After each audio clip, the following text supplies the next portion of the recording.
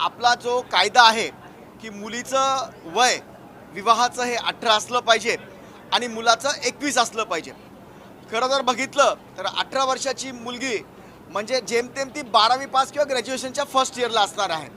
आणि अशा वेळेला कायद्याचा आधार घेऊन 18 वर्ष आणि 6 दिवस 8 दिवस किंवा 2 महिने झाले की ते पळून जाण्याचं प्रमाण हे प्रचंड वाढलेलं आहे.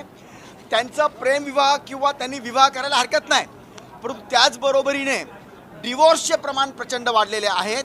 आणि नेमकं जो मुलगा किंवा ती मुलगी असते ज्यांचा विवाह होतो त्यांचा आर्थिक बोजा सहन करण्याची त्यांची ताकद नसते, कारण ते आईवडिलांच्या संमतीच्या बगैर त्यांच्याशिवाय ते पळून जाऊन लग्न जास्त करावे लागले. म्हणून माझं म्हणणं आणि मत असं आहे की कायद्यामध्ये सुधारणा अशी व्हायला पाहिजे किंवा आपण अशी नियमावली बनवली पाहिजे की मुलीला किंवा मुलाला 18 आणि 21 वर्षाला लग्न करायला हरकत नाही, परंतु आईवडिलाची संमती असल्याशिवाय मुलीने 21 वर्षापर्यंत आणि मुलाने 24 वर्षापर्यंत लग्न त्यांचं करायला कायद्याने त्यांना बंधनं असली पाहिजे.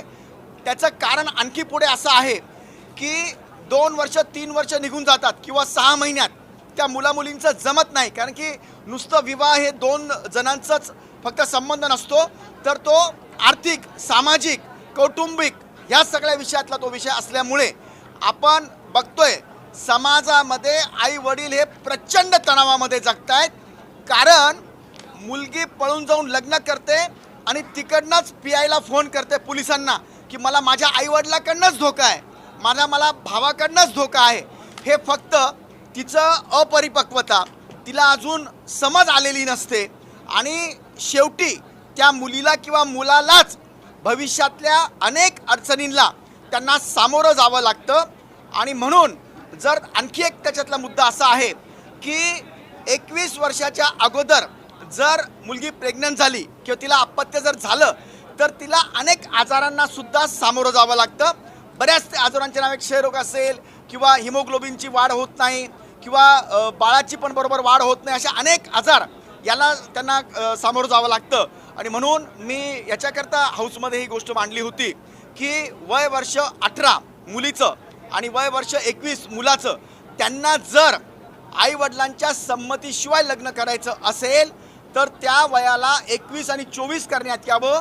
पुढे जसं आपण घटस्फोट घेताना समुपदेशन करतो, काउन्सिलिंग करतो, तशी ज्या मुलींना विवाह नोंदणीनंतर म्हणजे आणखी एक मुद्दा माझा त्याच्यामध्ये मी ॲड केलेला होता की कुणालाही विवाह करायचा असलं तर शासकीय कार्यालयामध्ये त्याची नोंदणी व्हायला पाहिजे आणि त्यांच्या आईवडिलाला रजिस्टर पोस्टाने त्याची माहिती आली पाहिजे.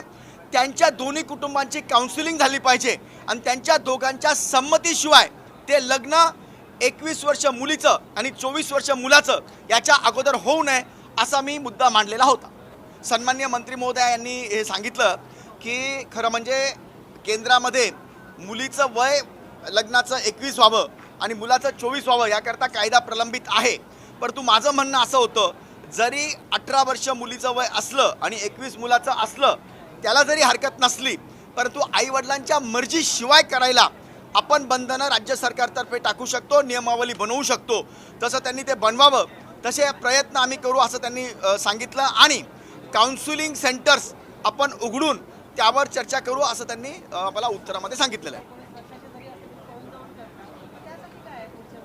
मी तेच सांगितलं की काय होतं की पळून जातात. ते पळून कसे जातात बघा, प्रेमविवाह काय पळून जाण्याकरता असतात का?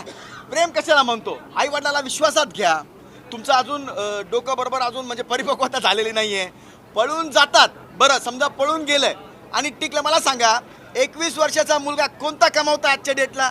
बिलकुल कमावता नाही येतो. ते फक्त हार्मोन्सची वाढ किंवा आपलं फिजिकल अट्रॅक्शन किंवा वेगवेगळ्या कारणाने ते पळून जातात.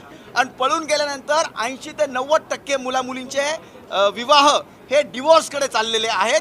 आणि होतं काय, जास्त त्रास त्या मुलीला होतं. एक तर अपत्य झालेलं असतं, तो मुलगा बरोबर सांभाळत नाही, आर्थिक अडचणीला दोघं सामना करतात. आणि आईवडील काय बघणार, त्याच्या हॅबिट्स कशा आहेत, मुलाच्या हॅबिट्स कशा आहेत, मुलीच्या हॅबिट्स कशा आहेत, किंवा मुलाचं सामाजिक ह्याच्यामध्ये कसं त्याचं वावर आहे, तो कमावते की नाही कमावतो हे बघणार आईवडील. आईवडील पोटा म्हणजे त्यांना लहानपणापासून पाळतात आणि ह्यांनी पळून कशाला जायचं? बरं, पळून जायचं म्हणजे आईवडिलाच्या प्रेमाला लाट मारायची आणि आपण पळून जाऊन विवाह करायचं, हे अगदी साफ चुकीचं आहे. म्हणून माझं मत असं आहे की किमान मी पुन्हा सांगितलं, डोक्याची वाढ बरोबर झालेली नसते. जरी आपण कायदे केलेले असले तरी 21 वर्ष किमान मुलीचं वय होईपर्यंत त्यांना त्यांची मुभा स्वतःच्या मनाने करायला नसावी, असं माझं मत आहे. मुला-मुलींसाठी अधिवेशनामध्ये एक महत्त्वपूर्ण जो मुद्दा होता तो मांडण्यात आलेला होता. मुलींचं जे वय होतं ते 18 आणि मुलांचं 21 हे लग्नाचं होतं. परंतु जे मुलं आहेत ते पळून जाऊन लग्न करतात आणि त्यांची आर्थिक परिस्थिती ठीक नसल्याने ते लगेच घटस्फोट करतात. याच कारणाने त्यांनी जो मुद्दा होता त्यामध्ये मांडण्यात आला की पळून जाऊन जे लग्न करत आहेत त्यांना ती संमती आता घ्यावी लागणार आहे. पालकांची यावरती संमती असेल तरच ते पळून जाऊन लग्न करू शकतात, असं हे विधेयक यामध्ये मांडण्यात आलेलं होतं. आणि यावरती सध्या चर्चा सुरू आहे. जर पळून जाऊनच लग्न करायचं असेल तर मुलाचं जे वय असेल ते 21 आणि मुलीचं 21 असं असेल तरच ते हे लग्न करू शकतात. तशी सुद्धा माहिती आहे त्यांनी दिलेली आहे. आणि तुम्ही व्हिडिओ पूर्ण बघा जेणेकरून तुम्हाला संपूर्ण माहिती समजणार आहे. चॅनलवरती नवीन असाल आणि चॅनलला अजूनपर्यंत सबस्क्राईब केलं नसेल तर नक्कीच चॅनलला तुम्ही सबस्क्राईब करायला विसरू नका.